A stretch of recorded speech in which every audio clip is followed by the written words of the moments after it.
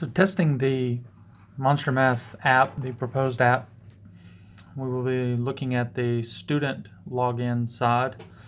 So from the home screen, we would tap on student login, and with student login, we would have, let's see, lessons, profile, and then my monsters, which is actually kind of a big part of it that really gamifies the learning experience. Let's look at lessons first. We tap on lessons, and with the lessons we would get topics. So we'd probably have some kind of drop down here where we could select the topics, and then with lessons, I'm thinking that would populate after we select the topic. So this may end up being two separate screens. First we would just have topics, and then once you select the topic, then you would get this one with lessons, and you would have another drop down, and you could choose the lessons that's based on that topic. Then what I envision is just some kind of video player that would have the lesson that would be that would come in for that, and students would be able to go to the next lesson. They could go back to the previous lesson by using navigation buttons at the bottom. They also have a back button and a home button that would take them all the way back to the home screen. So if we go back, then that would take us back to here, and if we went back again, then that would bring us back to our lessons profile, our monsters. So if I tap on my profile, then let's see how far that takes us.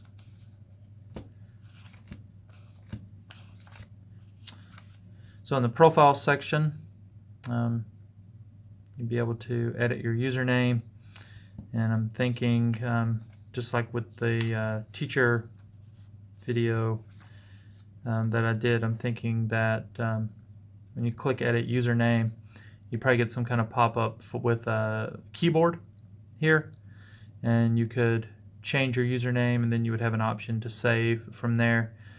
Same thing with the password. If you needed to edit anything profile-wise from your school, you could click on My School, and then you would have an option to select the grade that you're in, and then I'm thinking somehow this teacher component would populate based on the grade. So if you were 5th grade, then depending on the school that you selected here from this drop down, that needs to be fleshed out a little bit more, because you're going to have to be able to kind of either type in a school or going to have to be able to select schools by area. So that's going to have to be linked to some kind of database or something like that to be able to populate that information. And then for same thing for here. So you could put in a grade and teacher, and then you could save that information.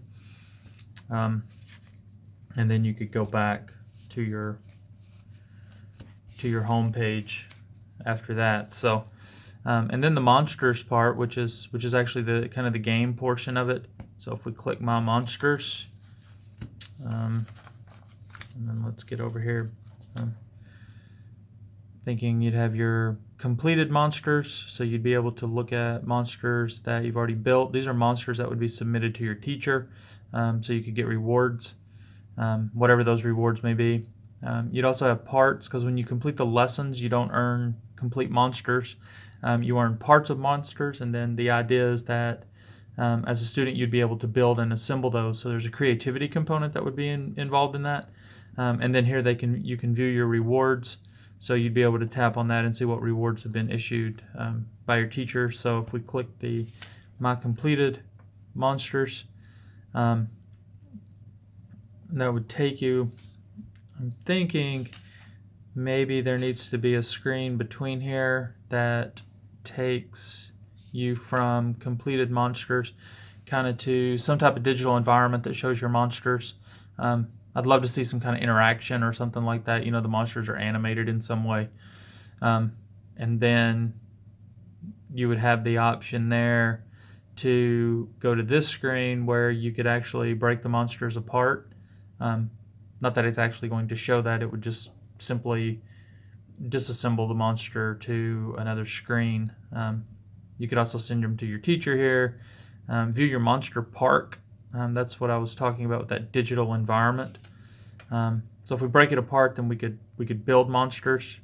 So you could tap to build, and then here's that digital environment that I was talking about. So maybe we're just kind of out of whack a little bit here on how this is framed together. Monster parts, here's kind of your building interface. So you'd be able to tap this and you get a drop down that would show you the different parts you have available, and you could tap and you could bring them kind of into this assembly area, and then you could drag and put them together, and then once you have them together, you probably need like a submit button or something like that, so you can submit them or send them to the park. That may be a good way to do it. You just tap that and it sends them to the park, and then it would take you to here, back to your digital environment. And then your rewards, you would just be able to see what your rewards are that are given to you by your teacher.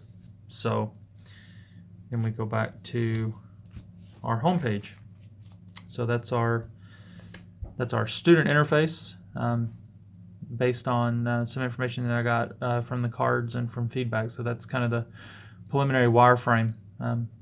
Clearly, even with these wireframes, first time out you think it's good, and immediately whenever you start going through it, you realize that there's definitely some work that still needs to be done. So I look forward to taking that information that I've learned from the testing and from kind of this paper wireframing, and as I build the final prototype, at least the final prototype for this class, being able to take that knowledge and information that I've been able to gather from the feedback from peers, and put a decent product together. Thanks for taking the time to watch this.